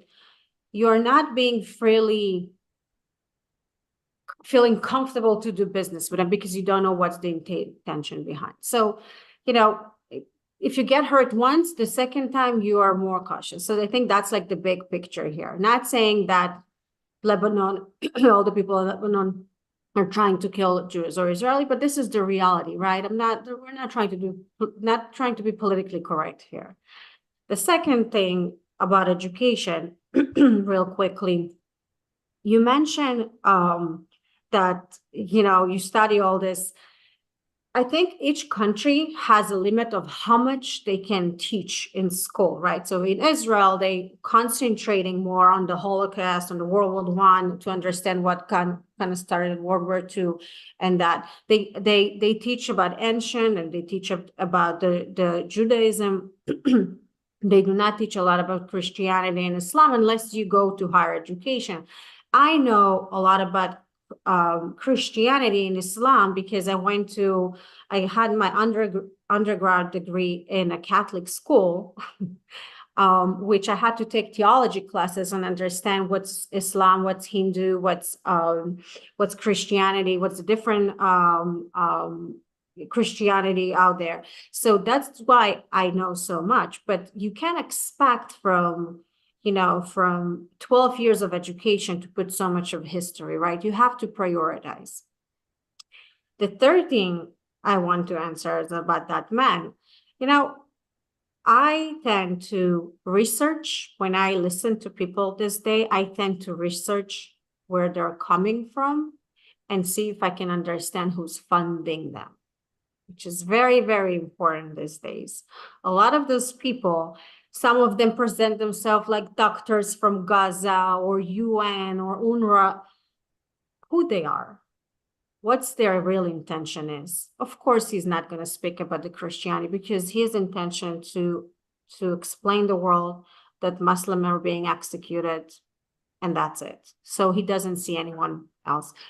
Of course, it's wrong. I know how much Christians suffered in this world. I mean, I know people from Syria and Lebanon. I've met them in the US that told me all the stories about being executed. I mean, there's the Armenian Holocaust. There's just so many stories out there. So, I wouldn't take him as being representing a whole lot of people. It's just one person that's speaking, and God knows who's being funded by. So that's my kind of quick answer to your 3 touch points. Thank you. Thank you, Anna. All right, we'll move on to Anya. Hi, Anna. How are you? Good. Hi. I have a question. And Yasmine, you have similar aspect in your story, so maybe you would chime in as well. First of all, good for you for taking charge of your life. Really happy for you. It's wonderful and brave. Okay. My question is, so your experience, I'm trying to put myself into your shoes. And I'm then driven to put myself into the shoes of other women who grow up in Muslim country.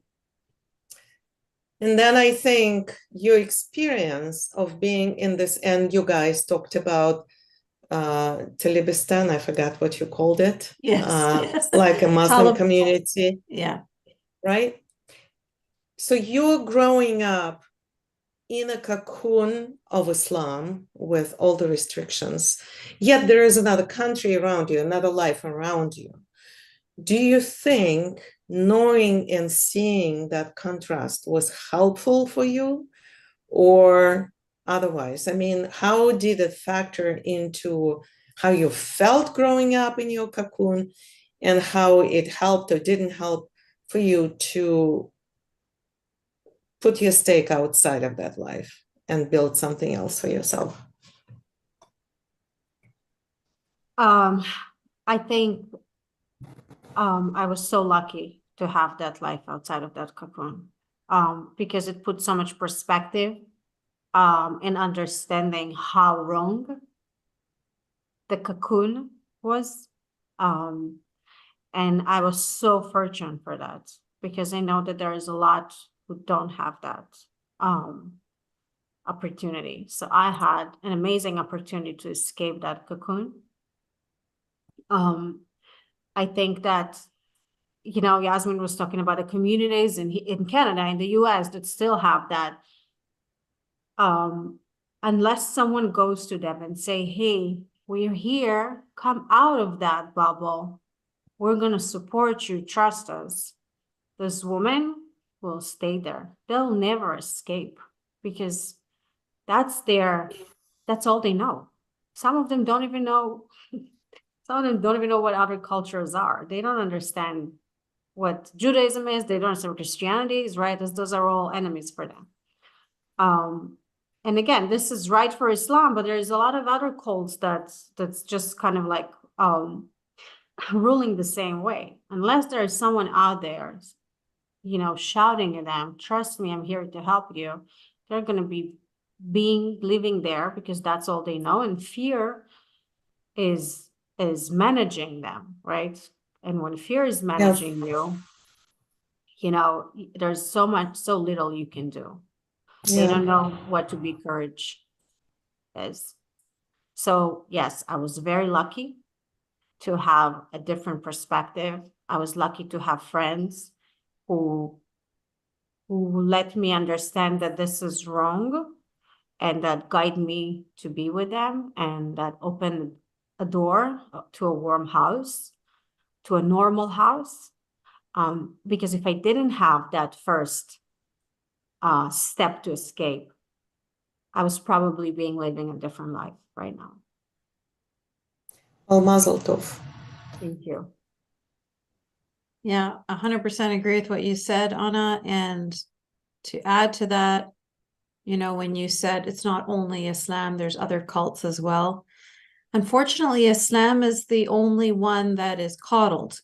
Basically, what Am was talking about there as well. And so when a woman leaves Scientology, Mormonism, you know, any cult, even whatever, she'll be celebrated.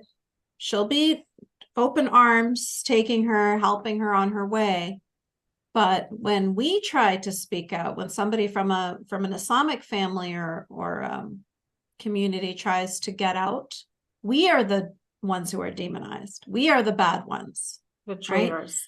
We are the traitors, both inside and outside. So Yes. Both our own communities and the ones who are supposed to be yelling, come, it's safe. They're not yelling, come, it's safe. They're not yelling that to us.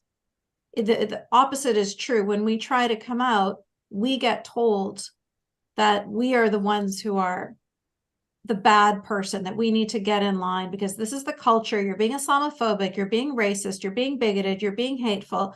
We are the ones who are suffering that. So it's true that there are a lot of other terrible circumstances that women can escape from, but this just weirdly psychotic, you know, perverted coddling of Islam is what is making it so difficult for the other minorities to have their voices being heard and for them to be treated as lesser than. And it's also within the Islamic communities too, the voices that are trying to speak out are also demonized because of this. You know, it was literally October 8th.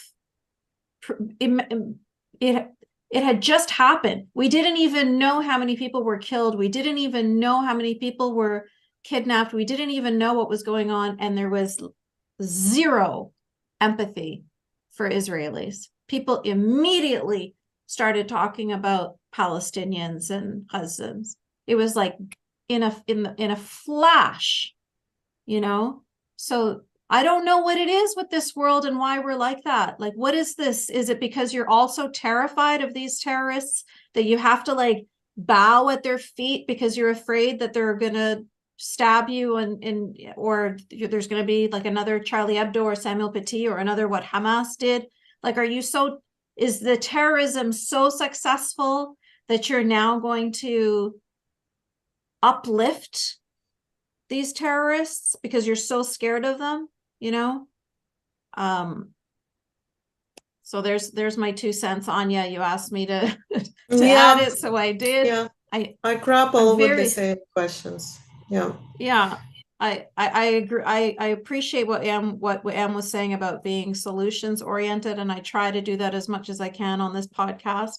But there are just, you know, I think that telling the stories of individual women and individual people who have overcome is really powerful for people to recognize the humanity in us all. Because the way that we could just so quickly move on, it's like you had already dehumanized Jewish people. There's no way that you can very quickly dehumanize them that fast. You were already prepped for that. I found in more than one issues of our day that shock me with where so many people go. I don't want to dwell on everyone. I don't even want to name them, but there are a number of very serious issues that are happening in our world right now that I don't understand people's reactions, and I'm trying to understand it. And I find one of the common causes is that people typically do not think for themselves. They cling to certain ideas they've been taught, they're comfortable with, that's their world.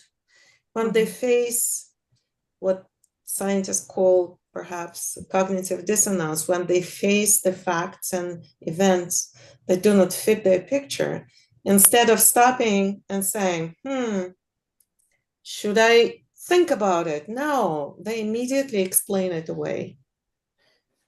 And I think in big part, this is what we're seeing. The people are taught tolerance, which is a good thing. People are taught every religion has a place. All of these are good things, except they fail in the face of aggressor. But nobody stops and thinks, oh, maybe there are some limits to it, and maybe certain cultures are aggressive, offensive, they're dehumanizing. Maybe we don't have to celebrate every culture.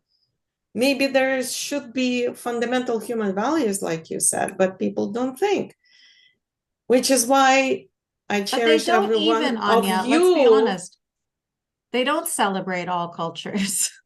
They only celebrate some. That's another side of it. That's another side of it. But that also would require thinking. On your own. So that's why I want to celebrate every one of you, because you stood outside of what you were taught. You thought to yourself, let me say, we thought to ourselves. And we're here talking about our experiences. And I cherish every one of you. Thank you. Yasmine, I know there was a hand by Broder. I don't know if you... I know. I did see that, but are you okay to continue? Because I know we're like way past time. Yeah, I have a couple more questions, a couple more minutes. Yes. Okay, great. Yeah, okay, Broder, please go ahead. Quick question. First of all, thank you for sharing your story. I wrote it in the chat. But what's interesting to me is you went through the Jewish Israeli educational system, right? You didn't go through a different. And I'm wondering, it's a question that I asked myself, right? Where were we as Israelis, as Jewish people, not noticing you, Anna, having all these hard and difficult times? Did anybody at school reach out to you? Did anybody in the Israeli community reach out to you? I'm questioning myself because I am an educator, right? And first I have to point fingers at myself before I can point fingers at others and say, where were we there for you?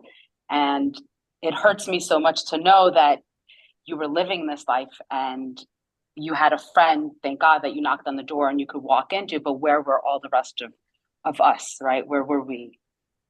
Yeah. It's such a, thank you, Helene. It's such a, it's such a great question, because when you ask me and you ask my husband, he says the education system in Israel is amazing. I mean, he's also a nerd, but he's like, it's amazing. The teachers are so good in Israel, and you learn so much. And the experience I had is, I told him, are you kidding me? No, no one saw me. No one cared about. I mean, I was a CFL student. Only until I came to the US, I was able to be in the dean's list. Nobody cared, but not because they didn't care. I was hiding my story because it was so unpopular. I was also ashamed of my story, right? I mean, I wanted to make sure. I mean, I remember I had a really good friend, and she told everyone that my mom married a Muslim man. And I remember, I mean, she's my friend until this day, but I will never forgive her. But, she changed my life because I was able to kind of, control my secrets within a few people, neighborhood people. But once she said it, I was ashamed. I was ashamed because I was growing in a system where, well, if you're in that village, you are ashamed to be Jewish or connected to Israel. If you are in this Israeli education system school, you shouldn't be a Muslim, right? Because we're speaking from, it was 30 plus years ago. It was way different than this today. Obviously, we know the system is more liberalized now, more accepting, but no one reached out to me because I was hiding it so hard. And also, I think that they didn't really know how to deal with it because it was so new. And the country was also kind of new, right? We were only 40 years old. It's a new country that all they try to do is establish a land, establish a country, grow the Judaism in this Israel world, while they're fighting all the enemies from north, south, east, west, from everywhere. So they were more concentrated on Israel and the Jewish people than anyone else in the Israeli society. So our education system has definitely grown, right, since then. Why is it that theirs hasn't? How can you still continue to educate children generation after generation after generation for hate and killing? And it just, I don't understand how there isn't enough people to come up and wake up and say enough. Enough is enough. I will not teach this. I will not keep this going, keep this vicious cycle going. It's hard for me to understand because we as human beings stopped it, right? Anna today is, if she was in the educational system and she was sitting next to me, I would help her. I would be the teacher who would come over and help her. Why aren't there human beings there stopping what's going on? Okay. That's a big question, and I'm going to try my best to try and answer it as succinctly as I can. So it goes back to what Anya was saying about most people don't think. Most people are just following the indoctrination that they're born into. It's like a fish bowl, right? A fish doesn't know they're wet because that's all they've ever known. It's not going to be until they get out onto dry land that they're even going to recognize that something was different. So a lot of not just in Palestine and in Gaza and in all of the Arab states in general, if not all of the Muslim states, there is a real stark, dark, tight indoctrination.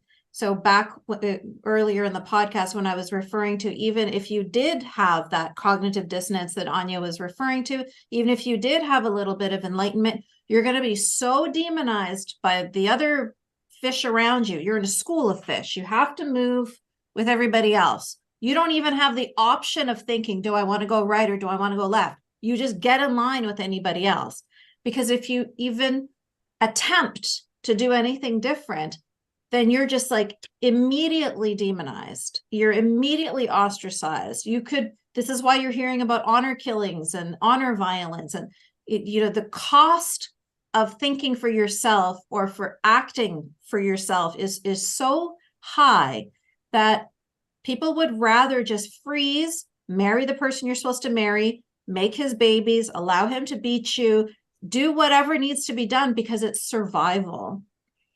And then the other thing, going back to the indoctrination and the not thinking, everything in the Arab world has to be top down. You guys already know this by now. You can see all of the Arab societies. They're either going to be dictatorships or they're going to be caliphates. They're going to be theocracies. You know, everything's always top down. The only way you're ever going to see change is top down change.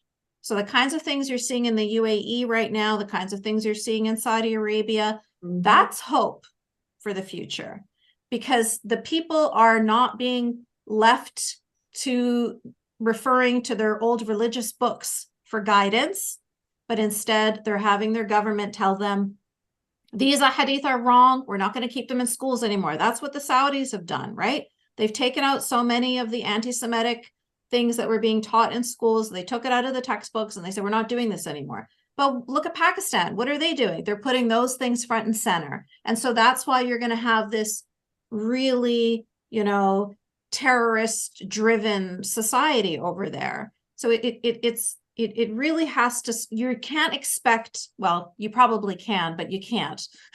You probably should be able to, but you can't.